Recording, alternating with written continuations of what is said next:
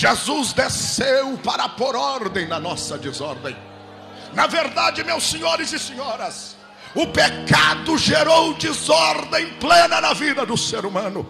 Tudo que ocorre hoje é consequência do pecado, da miséria do pecado. E eu quero lhes anunciar solenemente outra vez, que não obstante o avanço da ciência, o pecado continua sendo cada vez mais pecado. O homem continua escravo do pecado, continua dependente totalmente da ação de Satanás sobre a sua vida. Por quê?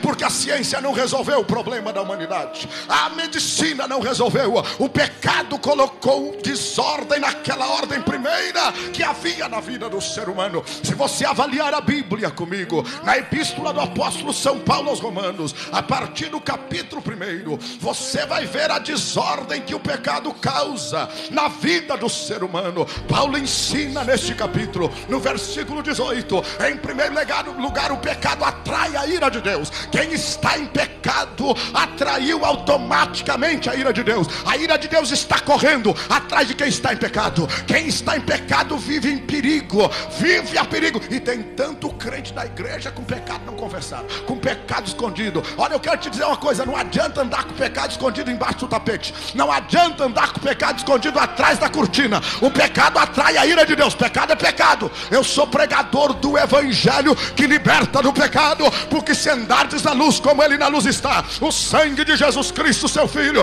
nos purifica de todo pecado. O pecado atrai a ira de Deus. Nada destrói a igreja, pastor Pedro, nem falta de dinheiro, nem falta de templo, nem falta de teologia, mas o pecado destrói a igreja, o pecado destrói o ministério, o pecado destrói a chamada. A única coisa que destrói a igreja é o pecado. Por quê?